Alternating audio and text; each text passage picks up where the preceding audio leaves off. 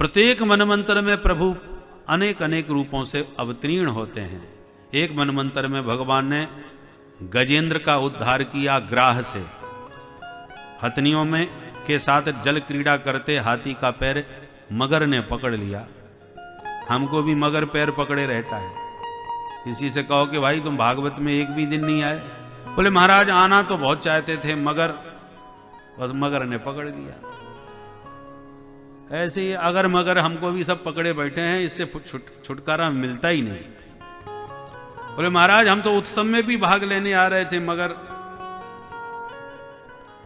हम तो हर गुरु पूर्णिमा पे आते थे, हर बार आते थे, पर ये अगर मगर के चक्कर में हमको सबने ये मगर ने हम सबका पैर पकड़ रखा है।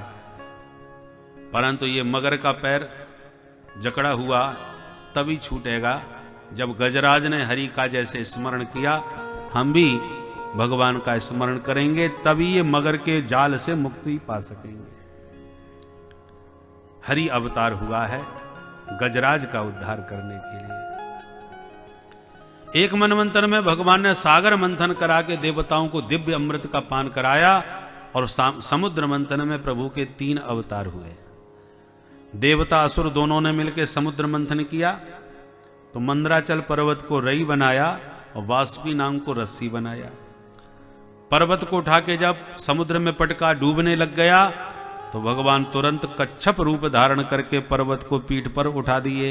बोल कच्छप भगवान की जय। कृत्वा बपुः काच्छप मद्भुतम महत प्रविश्यतोयम गिरिमुज्जहार। ये कच्छप अवतार। अहंकार में दैत्यों ने वासुकी नाग का मुंह पकड़ लिया। प्रभु का संकेत पाकर के देवताओं ने पूंछ पकड़ ली। परंतु जब सागर मंथन प्रारंभ हुआ तो वासुकी नाग ने वो फुसकारें भरी कि मुंह के पास लगे हुए दैत्य वासुकी की फुसकारों से सब काले पड़ गए। दैत्य बेचारे काले हो ही गए। जैसे ही सागर मंथन हुआ तो सबसे पहले कालकूट विष उत्पन्न हुआ। भोले बाबा के पास सब विष लेके पहुंच गए। महाराज इसको तो आप ही स्वीकार करो। क्या है? बोले हम लोगों ने समुद्र मंथन किया और निर्णय लिया कि जो पहला रत्न निकलेगा वो तो अपने भोले बाबा को ही भेंट करेंगे। अरे उस रत्न का नाम तो बताओ। बोले वो रत्न है ये कालकूट विष। भोले बाबा ने कहा बड़े होशियार हो, ये जहर पिलाने के लिए इतनी बातें भूमिका बना रहे हो। चलो हम ही स्वीकार कर लेते हैं। नाम के प्रताप से विष को कंठ में धारण करके भोले बाबा नीलकंठ बन गए। बोल नीलकंठ महादेव की जय। एक के बाद एक रत्न निकलने प्रारंभ हो गए। सबसे पहले सबसे पहले गौ माता कामधेनु प्रकट हुई जो ऋषियों को दान कर दी। उसके बाद चंद्रमा प्रकट हुए तो महादेव के माथे पर बैठा दिए। महादेव ने विष पान किया है तो खोपड़ी में गर्मी चढ़ गई होगी तो सिर पर शीतल चंद्रमा बैठा दिए ताकि माथा तरावट बना रहे। और इसलिए भोले बाबा के सिर पर जल की धारा डाली जाती है ताकि माथा ठंडा रहे, ठंडक मिलती है। और अब की बार उच्चैश्रवा घोड़ा निकला जो बलि ने लिया। फिर ऐरावत हाथी निकला तो इंद्र ने लिया। फिर कौस्तुभ मणि निकली तो प्रभु ने अपने कंठ में धारण कर ली। पारिजात वृक्ष निकला स्वर्ग में भेज दिया। रंभादिक अप्सराएं निकली वो भी स्वर्ग में गईं। और अब की बार साक्षात भगवती महालक्ष्मी प्रादुर्भूत हुई। वो लक्ष्मी मैया की। लक्ष्मी जी को देख करके सबका मन ललचाने लगा। दुनिया में कौन है जो लक्ष्मी ना चाहे। भगवान को लगा इनके चक्कर में झगड़ा हो सकता है तो भगवान बोले सब लाइन लगा के बैठ जाओ, ये जिसको चाहे उसे माला पहना के उनकी बन जाए। तो एक लाइन में दैत्य, एक लाइन में देवता, तो एक लाइन में महात्मा भी चिमटा गाड़ के बैठ गए। लक्ष्मी जी सबसे पहले संत मंडली में गई तो सबसे आगे दुर्वासा मुनि बैठे थे। लक्ष्मी जी देख के विचार करने लगी। नूनम तपो यस्य न मन्यु निर्जय। निश्चित रूप से महान तपस्वी संत हैं पर न मन्यु निर्जय। इन्होंने क्रोध पर विजय प्राप्त नहीं की है।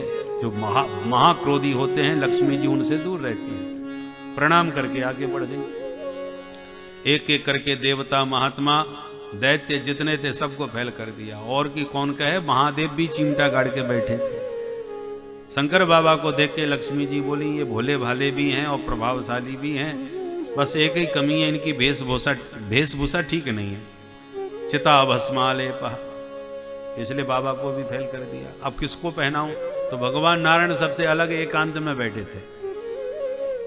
जो दूर से दृष्टि डाली तो लक्ष्मी जी नारायण के सामने आई, वो देखते ही खुश हो गई। वाह, मंगलम भगवान विष्णु मंगलम गरुड़ध्वजा मंगलम पुंडरीकाक्ष मंगलायतनम हरि।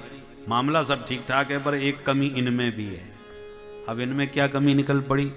बोले हैं तो बड़े सुंदर छैल छबीले, परंतु कमी ये है कि और सब मुझे टुकुर टुकुर देख रहे हैं, मुझे पाने को ललचा रहे हैं, और इनके सामने कितनी देर से खड़ी हूं, एक बार मेरी शकल तक नहीं देखी इन्होंने। मुझे ये देखना ही, मुझे पाना ही नहीं चाह रहे। माम न आकांक्षते, तो दुनिया मुझे चाह रही है, मुझे वो पसंद नहीं आ रहे, और मुझे जो पसंद आ रहे हैं वो मुझको नहीं चाह रहे। पर कोई बात नहीं, मुझे तो यही पसंद आए। अंत में वरमाला नारायण के कंठ में डाल दी।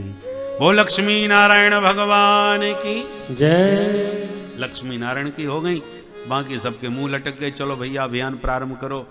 अब की बार सागर मंथन किया तो वारुणी देवी प्रकट हुई, जो असुरों ने ग्रहण करी, और पुनः मंथन करने पर भगवान धन्वंतरी का अमृत कलश के साथ प्रादुर्भाव हुआ। बोल धन्वंतरी भगवान की जय। वैद्यों के, चिकित्सकों के ये देवता हैं, आयुर्वेद के प्रवर्तक हैं, पर इनके हाथ में जब अमृत कलश देखा तो दैत्यों ने एक झपट्टा मारा और अमृत कलश छीन के 9 2 11 हो लिए। देवता सब रोने लगे, ले गो ले गो ले गो। भगवान बोले रोना धोना बंद करो, तुम चमत्कार देखो। वो लेके गए हैं, पर अमृत तुम ही पियोगे। कैसे? दिखाते हैं चमत्कार। दैत्य दूर ले जा करके आपस में बोले भैया अब कोई खतरा नहीं है, चलो मिल बांट के भैया पीते हैं। और पीने की बात आई सो झगड़ा चालू। अहम पूर्वम न त्वम न तुमिति प्रभो, मैं तेरे से बड़ा हूं, पहले मैं पीऊंगा। दूसरा बोला जिसकी लाठी उसकी भैंस, जिसमें ताकत होगी वो पहले पिएगा। अब झगड़ा हो ही रहा था कि अवसर का लाभ लिया और छैल छबीली छोरी बन के छमछम करते हुए मोहिनी रूप में भगवान पहुंच गए।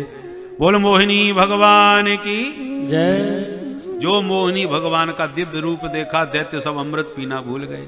अहो रूपम अहो धामम अहो अस्यानवम वयः। इन देवी जी की चाल देखो, मुस्कान देखो। एक बोला अब देखता ही रहेगा कि कुछ बात भी करेगा। तो जाकर के दैत्य सामने खड़े होकर के हाथ जोड़ के बोले देवी जी नमस्कार, क्या हम जान सकते हैं आपका परिचय? भगवान बोले मेरे परिचय को बाद में जानना, पहले ये बताओ तुम कौन हो जो बीच में रास्ते में आके खड़े हो गए? बोले देवी जी हम भी कोई ऐरे गहरे नथु गहरे नहीं है। भयम कश्यप दायादा भ्रातरः कृत पौरुषाः। हम सब कश्यप जी के बेटा हैं, सगे भाई हैं हम लोग, एक बाप की संतान। तो यहां क्या कर रहे हो? बोले हमने समुद्र मंथन करके देवी जी अमृत निकाला है, जो इसे पिएगा वो अमर हो जाएगा। तो पीते क्यों नहीं? अरे देवी जी भाइयों में बंटवारे का झगड़ा चल रहा है, आपको विधाता ने हमारे लिए ही भेजा है लगता है। आप अपने करकंज से बांट दो, झगड़ा मिट जाएगा, पीने में आनंद आ जाएगा। भगवान ने थोड़ा सा त्याग दिखाया। भगवान बोले राम राम, मैंने तो कश्यप बाबा का बहुत नाम सुना था, उनकी तुम जैसी मूर्ख संतान कैसे हो गई? दैत्य बोले हे देवी जी मूर्ख कैसे कह दिया? क्या कमी है हम लोगों में? भगवान बोले ये कमी नहीं तो क्या है, मेरे बारे में तुम कुछ भी नहीं जानते, मैं कौन हूं, कहां की हूं, और मुझे अमृत सौंप रहे हो बंटवारे के लिए। ये कोई समझदारी है तुम्हारी? पुंशल्यामयी संगता, एक पुंशली स्त्री को जो इधर उधर घूमती फिरती है और उस पर भरोसा करके उसे अमृत सौंपना, ये कोई समझदारी नहीं है। दैत्य आप उसमें बोले भैया ये तो बहुत पढ़ी लिखी मालूम पड़ती है। दूसरा बोला हमें तो कोई ऊंचे खानदान की दिखती है, इसलिए तो कितनी बढ़िया बढ़िया बात बता रही है। बात तो जोरदार कही। देवी जी अब कुछ भी हो जाए, अमृत तो हम आपके हाथ से ही पिएंगे, हमें तो तुम पर पूरा पूरा भरोसा हो गया। भगवान बोले नहीं मानते तो लाओ मैं पिला दूंगी, पर एक शर्त है, थोड़ा कम ज्यादा हो जाए तो मेरे से झगड़ा मत करना। अरे देवी जी तुम जैसे चाहो बांटो, आपसे कोई झगड़ा नहीं करेगा, हम आपको वचन दिए। सभी ने अमृत भगवान को सौंप दिया। भगवान बोले अब लाइन लगा के बैठो। इतने में देवता आ गए। भगवान ने कहा ये कौन आ रहे हैं? अरे देवी जी जल्दी करो, ये हमारे सौतेले भाई हैं, बंटवारा करने आ रहे हैं, अभी झगड़ा हो जाएगा। भगवान बोले तुम कहो तो इस कलश में जो ऊपर का पानी पानी उतरा रहा है वो दो दो बूंद इन्हीं को पिलाई देती हूँ, और नीचे का जो गाढ़ा गाढ़ा माल है वो तुम्हें पिलाऊंगी, असली माल तुम्ही को मिलेगा, ये पानी में घुस हो जाएंगे और तुम्हें कोई बेईमान भी नहीं कहेगा। दैत्य बोले वाह देवी जी तुम तो बड़ी होशियार हो, ठीक कह रही हो, ठीक है तुम्हें जो अच्छा लगे करो। भगवान ने इशारा किया, देवता पट्ट से बैठ गए, भगवान ने झट से उन्हीं को पिलाना चालू कर दिया। दैत्य और भगवान अमृत तो देवताओं को पिला रहे हैं और दैत्यों की तरफ देख देख करके मुस्कुरा रहे हैं, और दैत्य भगवान की मुस्कान पर ही लट्टू हुए जा रहे हैं। उधर देवता पी पी करके डकारें ले रहे हैं। एक स्वरभानु नाम का दैत्य था, उसको शंका हो गई, उसने तुरंत देवता का रूप बनाया और सूर्य चंद्रमा के बीच में धक्का मुक्की करके घुस के बैठ गया। और जैसे ही प्रभु ने इसको अमृत पिलाया, सूर्य चंद्र ने प्रभु को इशारा किया हमारा डुप्लीकेट है, सोई भगवान ने सुदर्शन चक्र से पट्ट से इसका सिरोच्छेद कर दिया।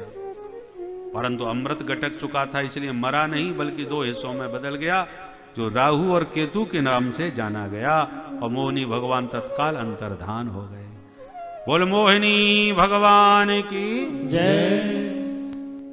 अब दैत्यों को होश आया, ए भैया वो देवी जी किधर गई?